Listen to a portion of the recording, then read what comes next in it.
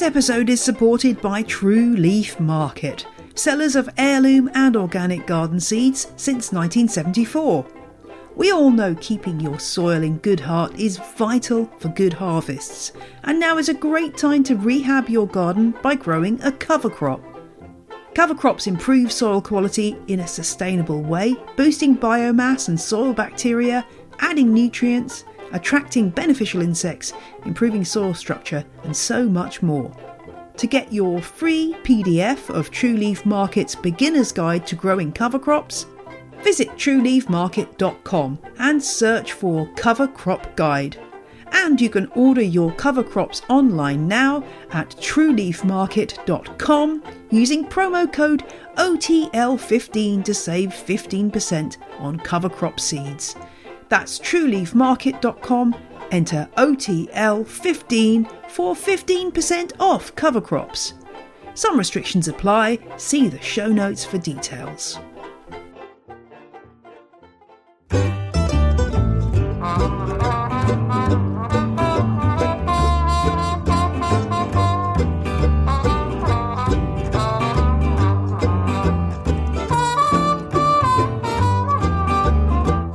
Greetings, plant fans. My name is Jane Perrone, and this is On the Ledge podcast.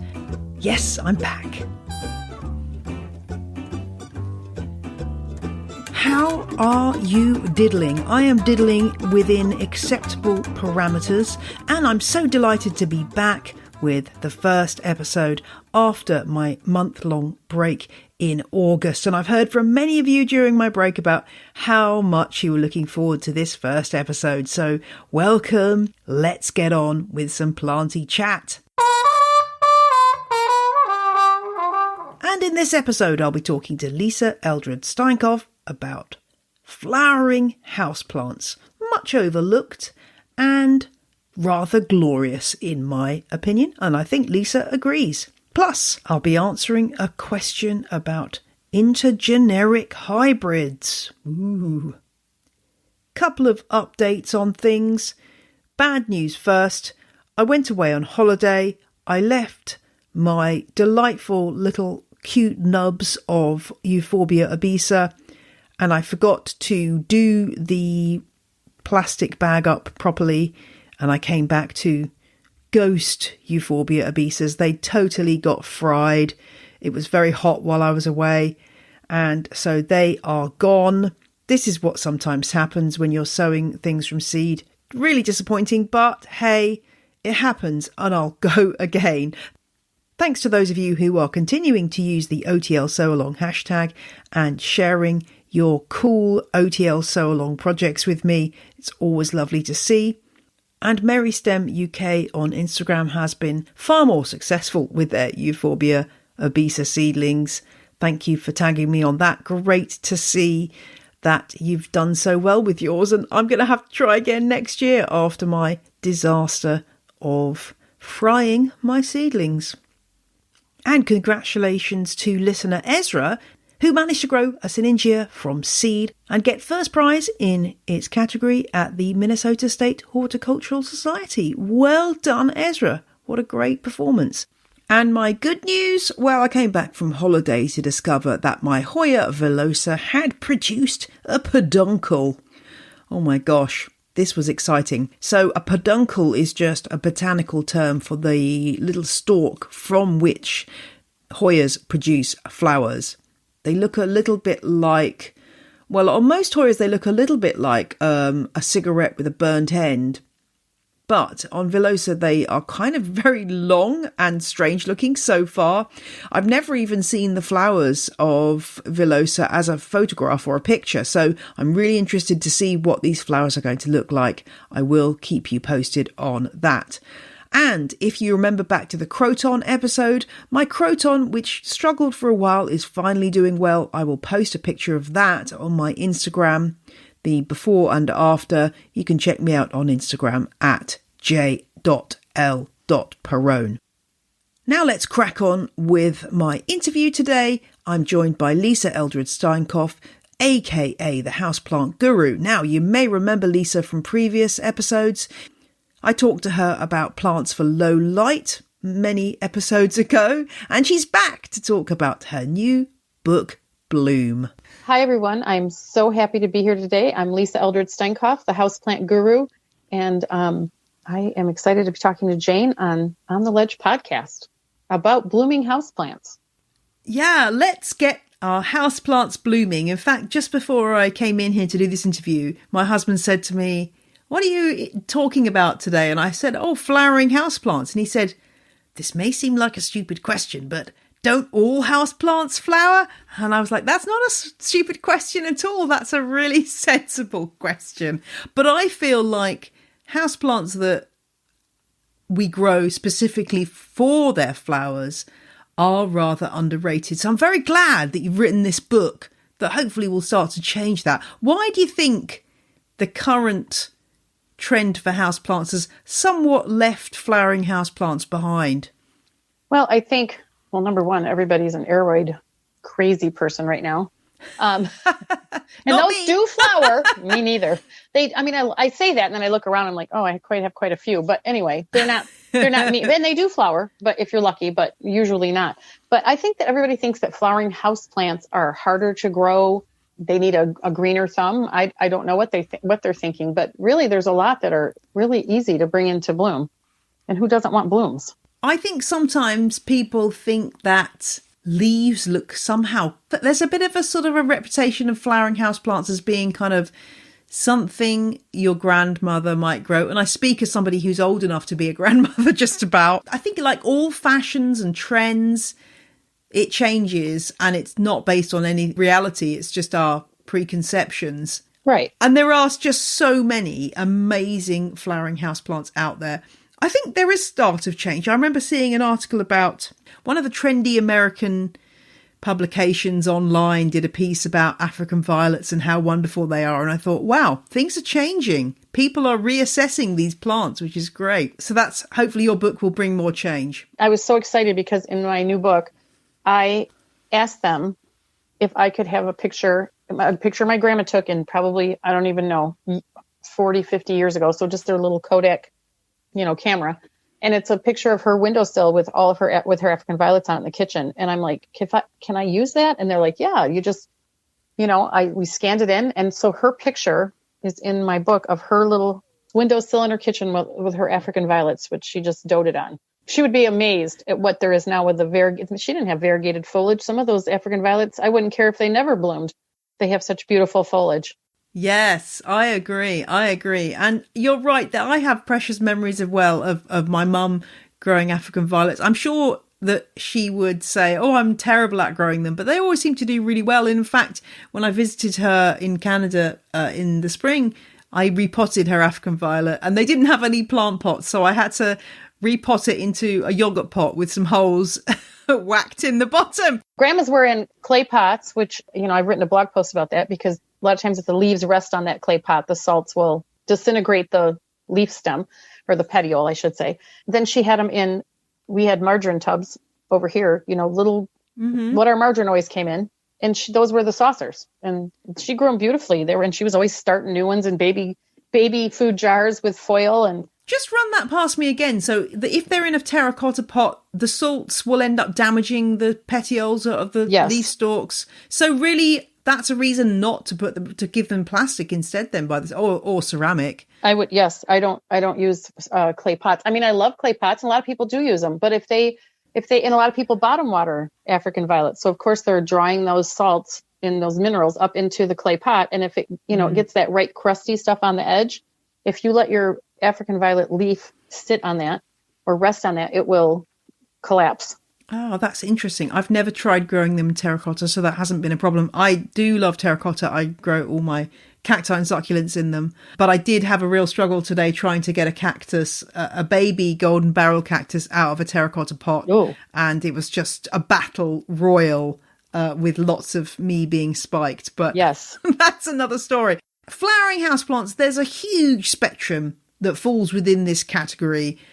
Things that from everything from orchids to gesneriads to gardenias and all kinds of plants, both trendy and perhaps overlooked in the current climate. What is it that you look for in a really good houseplant, though, that one that flowers? I really lately have just been so into the scent, and they bloom at night, and I have my sunroom open to our family room where we're at night, and the smell from I don't know if you saw, I have an Epiphyllum oxypetalum, the night blooming cereus that has been blooming. It's bloomed 3 times this year, and it's just like heaven out there. And then I have a Hoya pubicalyx that is just, it only has like 3 or 4 blooms, but it makes that whole room just smell amazing. So I never really thought about looking for scent, but now it's like, that's interesting. That's another thing to look for, because who doesn't want something to smell really good?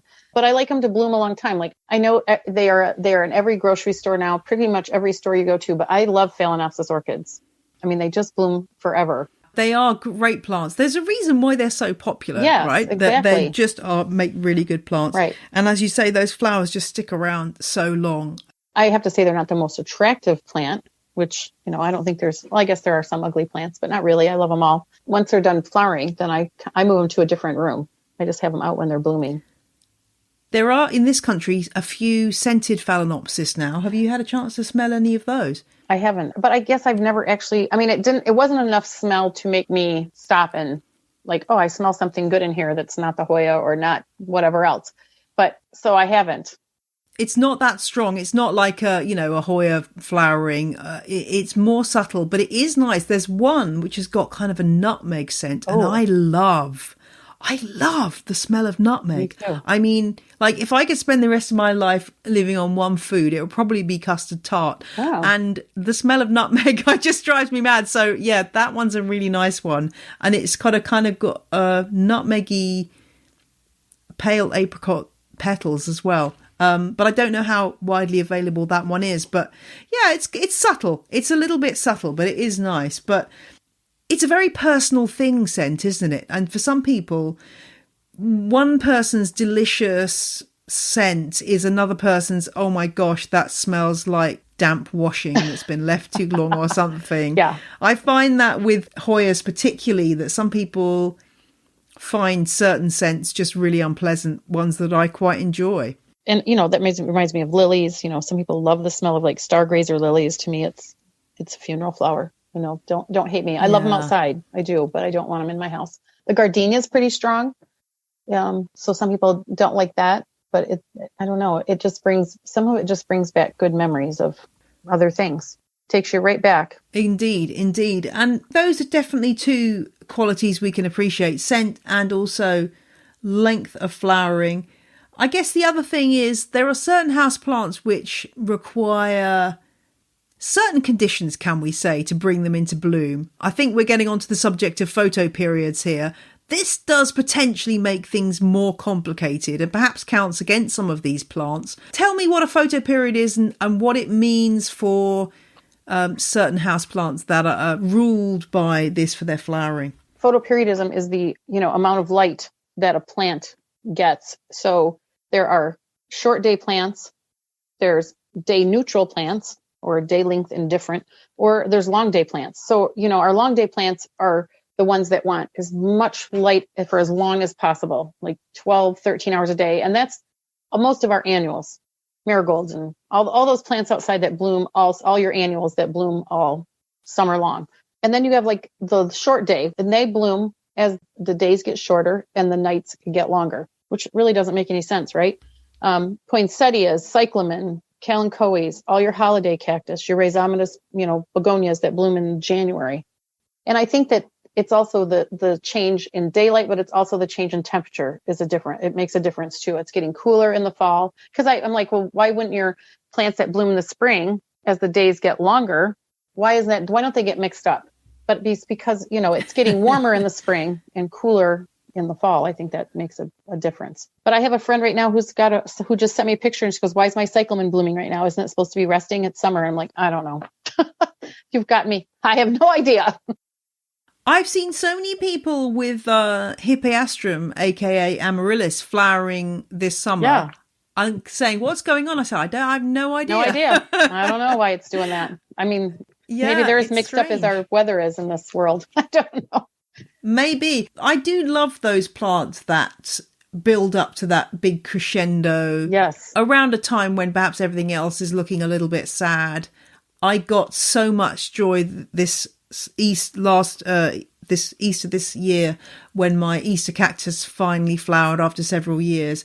And everybody who came into the house, including my long-suffering family, I'm just like, look at this. It's amazing. Yeah. I can't believe it's flowered. And everyone's like, oh yeah, okay. I thought it looked stunning. I love Easter cactus. Yes. And I love holiday cactus. I keep, every year I buy more of them and I'm like, what am I doing with all these? I put them all in pots up on the west windowsill, but they're face pots. So I want the faces to be towards the room. So probably they'll only bloom on one side because I didn't turn them. You got to turn holiday cactus to get them to bloom on all sides. Yeah, that is true. And this is one of my advantages of having a glass roofed room, because I don't have to worry so much about that, because they are getting light from all around, that's actually quite handy. I think people also can get in trouble with these short day flowers with curtains and things, where their plants get blocked from experiencing the normal light cycle by being obstructed an artificial light. Or is that overplayed in terms of its importance, do you think? I don't think so. I mean, with poinsettias, I've heard that, the people that want them in bloom before they would normally be in bloom, we want our poinsettias at Thanksgiving and our Thanksgiving cactus at Halloween. So, they have it all down, they got curtains to cover or whatever, shade cloths, whatever. And if someone turns the light on in the middle of the night, they got to start all over again with those like 14 to 16 weeks of light, long nights with poinsettias. So I've heard. I wouldn't want to be the person that did that came in and turned on a light or something. But I don't seem to have that problem with, I know people, holiday cacti, but mine are on the windowsill. So maybe they're getting cooler. Yeah. But they just seem to bloom for me. I don't have a problem with them blooming. But I also those people that put them in you'll see stuff on Facebook or Instagram. They're like, well, my poinsettia or my holiday cactus, I just put it in the closet. It's going to stay there for 14 weeks. I don't know who thinks that something's going to bloom after it's been in a closet day and night for 14 weeks, but I guess with the holiday cactus, they've been so extensively bred and there's been so much breeding work going on that possibly the stuff on sale now is more adaptable and less fussy than they used to be, I guess. Probably. I think you're probably right about that. I mean, it's quite hard to get hold of a Christmas cactus, a true Christmas cactus. I do have some which I managed to get. Unfortunately, they've had root mealybugs, so they're not looking too happy at the minute. But they are really lovely, but they're not easy to buy anymore. You don't see them for sale. It's all these Thanksgiving cacti, which seem to be the ones that are available en masse. And I do love some of those pinky orangey flowers that they have. The sort of the shrimp coloured ones are kind of nice. Mine are all orange. I'm an orange girl. And there's some people who will not have an orange flower in their garden. And I'm like, orange, pink, yellow, bring it all on. I agree. We need this kind of colour and joy in our lives. Exactly. I mean, are there any other things that you can do if your plant is refusing to flower? What are the other things that hold them back from blooming? Well, the one thing I have to say first is that fertilizer is not going to make your plant bloom. You know how people are like, oh, it's plant food and my plant's not blooming. I get this all the time. I fertilized it and it's still not blooming. Fertilizer is not what's going to make your plant bloom. It's light. It's all about the light. I mean, it will be healthy. And if you buy a bloom booster, which it's a booster, not a food, and not a bloom maker, it's just going to make your blooms last longer, maybe be bigger, or the stems sturdier to hold them up, whatever. So fertilization is good for your plants, of course, but it's not going to make your plants bloom. So we got that out of the way. So usually it's light. And I tell them it's cyclical. So within a year, if your plant has not bloomed, then it needs something. It needs more light. It needs to get colder. I know I have a couple epiphyllums, not the oxypetalum, just the regular epiphyllums, like the big ones that bloom during the day. And I got them from a greenhouse near here where I also got my Christmas cactus. It's a really, really old greenhouse. And she's like, I put those on the shelves, the ledges of the greenhouse. Like she has like eaves troughs running down the sides of the greenhouses that she puts plants in. And some of those epiphyllums literally they're up against the glass in the cold winter of where I live, where the snow it's so cold. and then they just bloom like crazy. So I think that, maybe we're not in our heated homes. It's hard to find a place to keep them cool enough, where they're always the steady temperature. And I think that dip in temperature definitely helps cacti. I think that's the thing. Back in the day, one used to have plenty of unheated rooms. Most of the house was unheated, apart from maybe like the kitchen and the parlor or whatever. But now we're used to this very steady temperature, which I guess is why things like Phalaenopsis are so popular, because they do like that very, very steady, like 20 degrees centigrade. Right. But yeah, if you've got things like epiphyllums, as you say, they really need that cold snap to initiate flowering. Is there also an issue with some plants where it's just not old enough? Like there's a maturity issue? Yes, I was just going to say that. They're not mature enough. Right. So, everybody's like, if you start for this an example, if you start a citrus from like a lemon or orange or whatever from seed, you may not see flowers for over 7 years, or up to 7 years, 5 to 7 years. But yet you may have a cutting from a mature plant that could actually, bloom on that cutting. So yes, your plant has to be mature. And, with that, a lot of people say, well, it has to be root bound. So when I was writing this book, I got in touch with a man from Michigan State. He knew what he was talking about, a professor. And, he's like, yes, root bound. But the point is that when your plant's root bound, it's kind of stressed out. So it's not really that it has to be root bound. It just helps because any plant that's stressed out is going to try to make more of itself. So how does it do that? It flowers, gets pollinated, and it makes seeds.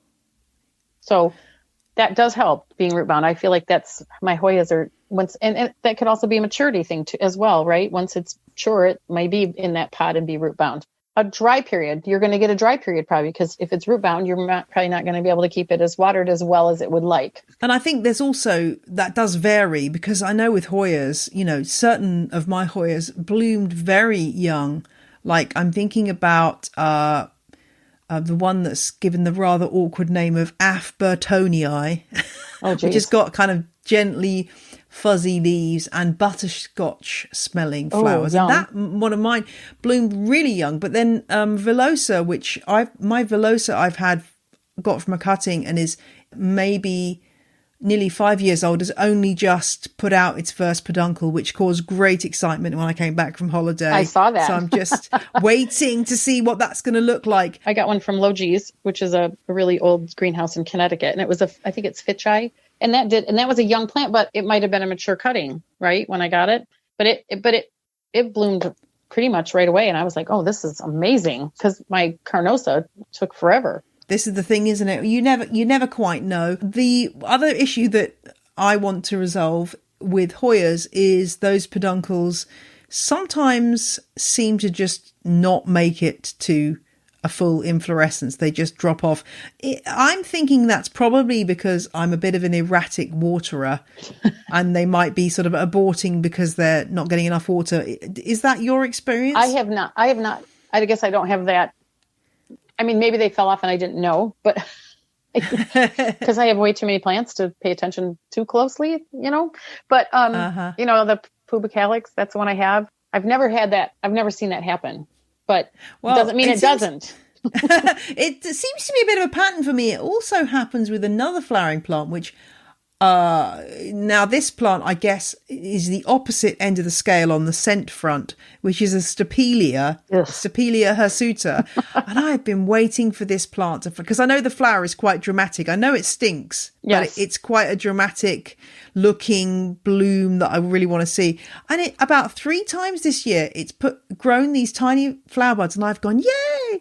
And then they've dropped off. But I've now increased the water and I've actually put it in an individual saucer rather than just letting it sit on the tray with all the other cacti. So it's holding a bit more water and the buds seem to have stayed. So I'm wondering if that is it. But people ask me what the difference with flowering plants is. Well, any plant doesn't want to be completely dried out.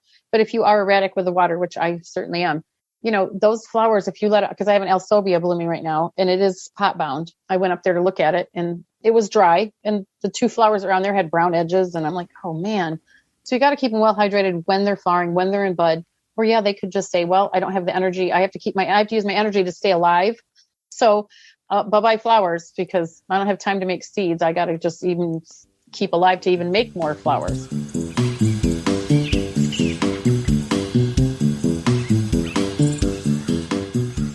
More from Lisa shortly, but first, some housekeeping and our Q&A. Thanks to all of you who have joined the Patreon clan during the month of August. There were quite a few of you. Emily, Otto, Christine, Claire, Paul, Michelle, Nat and Rachel all became legends. Chloe and Jennifer became crazy plant people, and Jessica became a superfan. Thank you so much to all of you. If you want to join that Patreon group, you can access ad-free versions of every episode of the show, 2 extra podcast episodes every month called An Extra Leaf, and my December mail out, and I'm already thinking about that. I have had some ideas, not quite sure which direction I'm going in, so watch this space. But if you want to find out more about Patreon and other ways to support the show, please check out the show notes at janeperrone.com. And question of the week this week comes from Anna, who emailed me with a double header. The first question being, where can I get variegated Streptocarpus in the UK? Anna was looking for cultivars like Iced Pink Flamingo and Canterbury Surprise. I am yet to find any sellers selling variegated leaved Streptocarpus, I am afraid. I don't think even the famous Dibley's, the North Wales nursery that I love for Streptocarpus, do these. If anyone knows any different, please let me know. Part 2 of the question involved Primulinas and Streptocarpus. Anna wanted to know if there has ever been a Streptocarpus successfully hybridized with a Primulina. And again, I was a bit flummoxed on this one, Anna. There are quite a few Gesneriad genera that have been bred together for what we call an intergeneric hybrid, but I'd never heard of these 2 particular genera, Streptocarpus and Primulina, being crossed in that way. I asked around on some Gesneriad groups, and hybridizer Derek Johnson was kind enough to get in touch and explain his knowledge of the situation, which is that it doesn't look like it's going to be possible.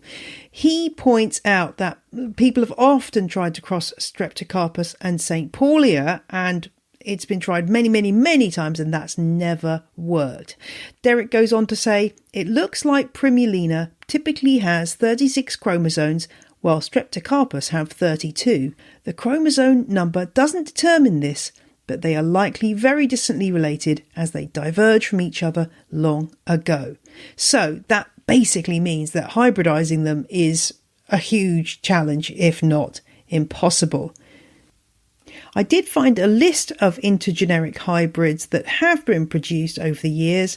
This is a publication of the Gesneriad Council of Australia and New Zealand. I'll put a link to this in the show notes. Some of these I'd heard of, some of them I hadn't. For example, there's Codonanthus, which is Codonanthe crossed with Nematanthus.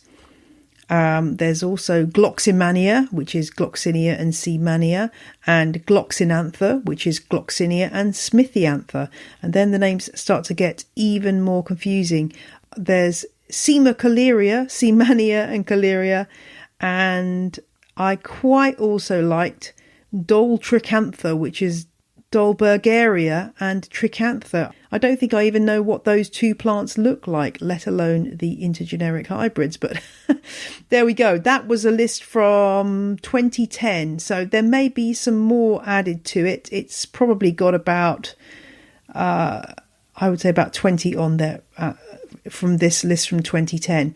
I also found a great piece on intergenerics by the lovely Dale Martins, who has been on the show before, which explains how Dale creates some of these intergeneric hybrids and lists some of the species involved. I will post a link to that as well, because I think you might find it interesting. But short answer, Anna, is no, not for the moment. Although never say never when it comes to plants, because science is advancing all the time. If you've got a question for On The Ledge, do drop me a line. It's quite simple. Just email ontheledgepodcast@gmail.com. I did get a number of questions stacking up during my break. I'm endeavouring to get round to as many of those as possible. And if you haven't heard back from me, please be patient. I'll get back to you as soon as I can. If I take more than a month though, do feel free to send me a nudge. And now back to my chat with Lisa Eldred Steinkopf, talking more about flowering plants. Choosing favourites of anything is hard, but are there any absolute favourite flowering plants that you would recommend to anyone who's a hardcore foliage fan? Which 3 flowering plants should they be growing? Well, if you're a hardcore foliage fan, try some of those variegated African violets, the variegated foliage. Because, when they're not flowering, which is they are most of the time, if they're being taken care of correctly, then, you still have that beautiful foliage. And I do love African violets. Like I said, it was grandma's flower and it's special to me and I love it. Phalaenopsis, who doesn't? They just bloom forever and they're so easy.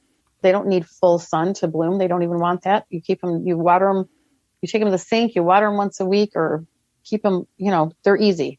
That's the way I look at it. And then, I really have learned to love these Hoyas that are blooming. So I would have to say those are probably my 3 favorites. To see, then I love, it depends on the time of year. I love holiday cactus. I love them. They're probably my favorite. And amaryllis. Last year, we own a garden center and some of the amaryllis didn't sell. Well, you think I was going to let those bulbs sit there and rot? No. At one time on my table, I probably had 10 bulbs in flower of these huge, beautiful, flowers. Wow. And that's also easy. Everything you need is right in that bulb already. Amaryllis are one of those things that they're showstoppers, aren't they? And I think they're kind of good. I like them for Christmas because they remind me of Christmas in that they're a bit kind of ludicrous, a bit over the top. Things can go wrong, but at the end of the day, you're going to enjoy them. Which is how I think about Christmas generally. Yes, exactly. Very much so. But and I don't know about in England, but do they have the waxed ones? I think those are so interesting. Yes, yes. I've seen those at the Big Dutch Flower Show. They had all different kinds of wax ones. I kind of feel quite conflicted about them. On the one hand, I can see people who don't like soil. Right. And there are lots of people who just will not have soil in their house. I can see how that would be an attractive option. But at the same time, I kind of, as a sort of a minimalist pragmatist of the houseplant world, I think just, why not just get a normal bulb and stick it in a pot? I know. And now I've even seen them where I guess they keep the bulbs, cold in cool storage. And then they have them in, Easter colors. I'm like, oh, come on. Pale pink and lavender. And so they are out, can come out later. I'm like, I don't know about that. But I did see one that was like frosted. And it was on a little log and it had some greens on it. And I'm like, oh, that's so pretty. So I gave in. Yeah, I think I can see. This is how the growers get us by realizing that, there are these gimmicks which are going to appeal.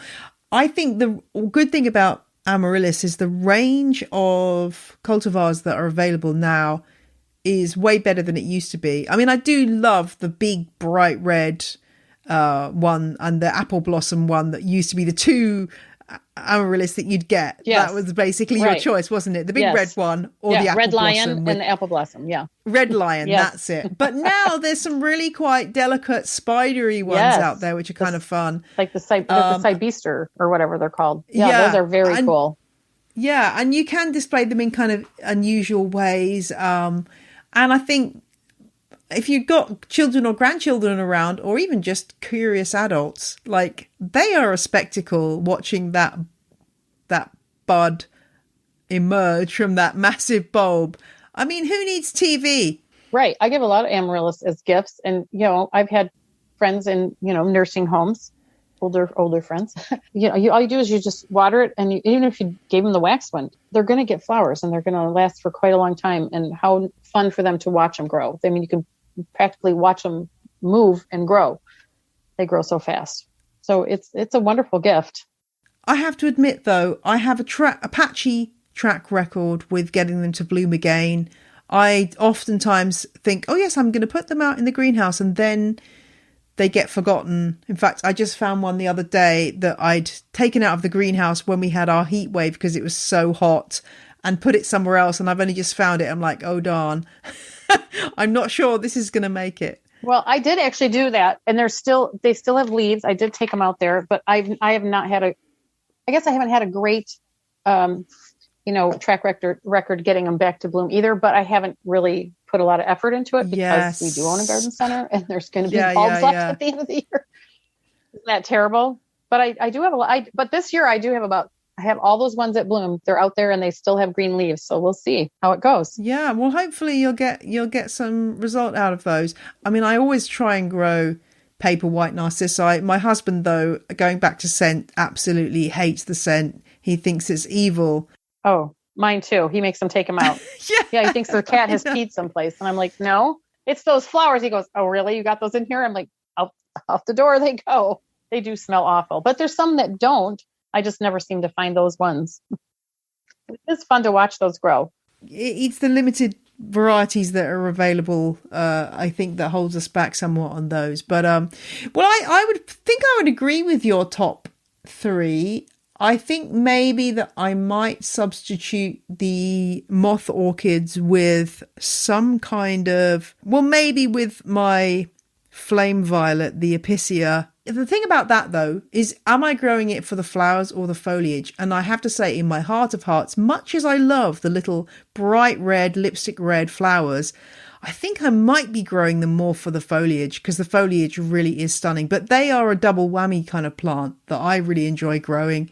I mean, I'm a big fan of all gesneriads, calumnias, Ascananthus, Streptocarpus, all of those are amazing. We're going to go deep into those in our Patreon episode. I'm looking forward to that. But yeah, I mean, do you find Epicea, have you grown Epicea? Do you find them easy? Because I find them strangely easy, despite the books saying they're hard. I always wonder, is it something weird here that I find them easy to grow? I don't think they're hard. You can't let them dry out.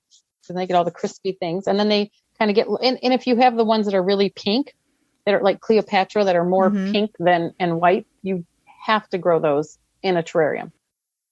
I found. Oh, that's interesting. I don't have any of the really pink ones, and the ones I have seem to grow fine just in normal air. In fact, they're growing in pots with no drainage, and that works for me because as a mean waterer, if they had pots with drainage, they probably would be dead. I probably should try that myself. I always tell everybody it has to have a hole in it. But for new plant parents, I think a hole is imperative. But if you're a seasoned plant parent, you probably can look. I mean, like you and I can look at my fern and tell you if it's dry or not just by the color of the leaves. So we know a little more about the plant and what it needs. Yeah, it's just observation, isn't it? Really, that's the key. I tell anybody can have a green thumb because today my physical therapist said I have a black thumb. I go, but you could make it green. It's all about paying attention to the plant. Yeah, exactly. We don't like any of that negative talk around here. What happens after flowering? This is, I think, where people get a little bit scared when the flowers, on some plants like, I guess, moth orchids and, a lot of the gesneriads, they don't necessarily the flowers don't just drop off. What do you do? Are you a religious deadheader, or do you just let things I should be drop and fall? If I had just maybe 10 or 15 or even 100 plants, that'd probably be pretty easy. But I try to keep up, especially with the African violets and stuff, because you want to keep those dead leaves picked off, because that's a good place for, insects to come, fungus to start. It's just better to keep your plants cleaned up. What is your, when like on the moth orchid, are you cut it all the way down when it's done, or do you cut it to the second node or the node right below the last flower and let it go again? I'm a kind of look at it and on the spur of the moment choose between the two. I don't religiously do either. I mean, sometimes you look at it and think this just needs a break, and I'm going to cut it right back to the base and give the plant a break to recover, because they do flower for such a long time. You think actually the plant needs a chance. Right. But sometimes, like a lot of people, I end up rescuing an orchid from, the supermarket that's been put in the 10p shelf and is going to get chucked out. So you rescue it. And sometimes with those, I might just cut that stem back to one of those scaly points and see if it will regrow. Right, because it probably would have bloomed longer had it been taken care of, exactly. So it still has some energy in there. But I mean, I'm quite brutal. If I think to myself, oh, I've only cut back a little way and then I just get fed up with it, I will just then cut back harshly.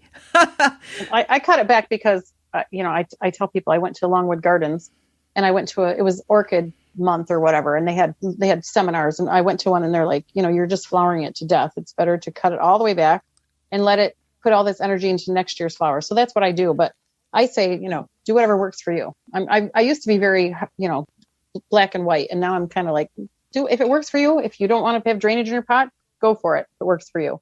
Who am I to tell you what to do?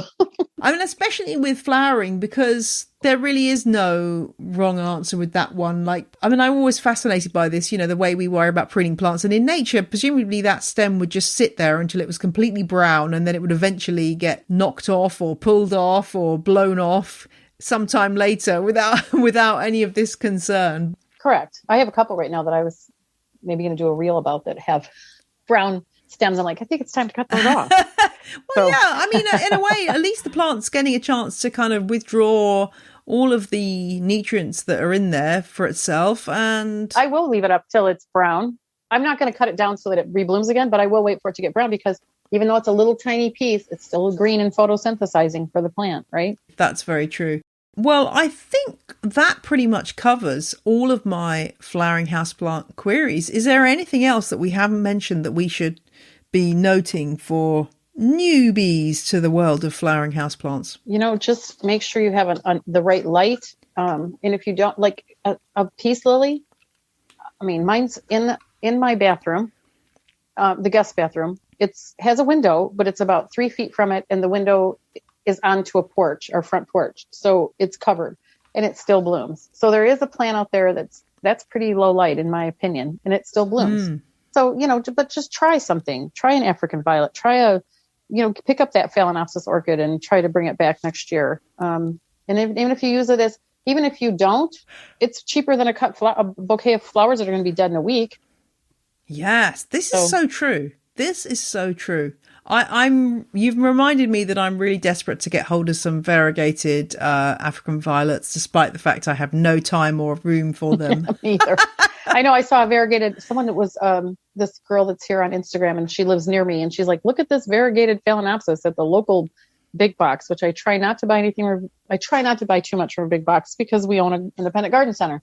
But if I don't find it at the independent garden center, I might run to the big box. And a variegated Phalaenopsis orchid. I had one a long time ago, got water in the middle of it and it rotted. And I was so bummed. But sometimes you just, that would be pretty. Variegated. Yeah. Because that would even be pretty when it's not blooming. Yeah, that's very true. That's very true. You don't see many of those unless they're sort of chance discoveries. Yes. You have to go to the specialists. Yes. Yes. Well, it's been a delight to talk to you, Lisa, and thank you for joining me today. And I'll put all the details of your new book in the show notes. It's out this week, I believe, and we will be continuing to bang the drum for flowering houseplants because they are awesome.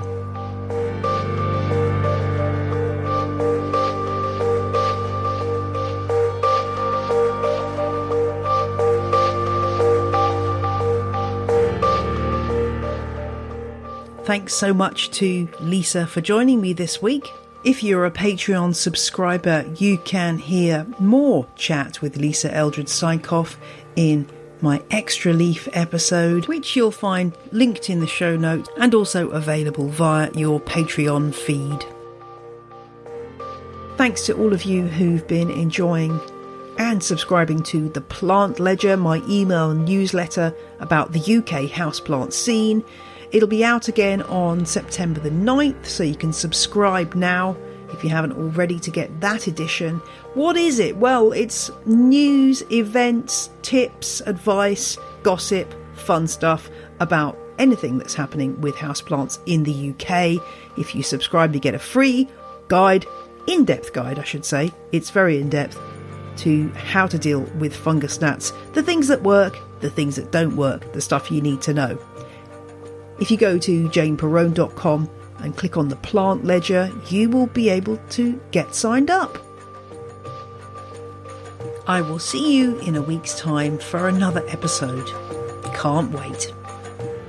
Until then, may your enthusiasm for houseplants bloom.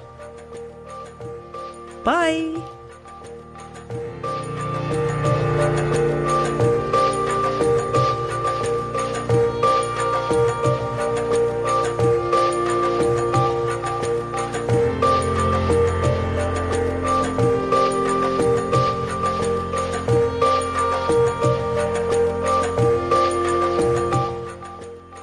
music you heard in this episode was Roll Jordan Roll by the Joy Drops, The Road We Used to Travel When We Were Young by Komiku, and Namaste by Jason Shaw.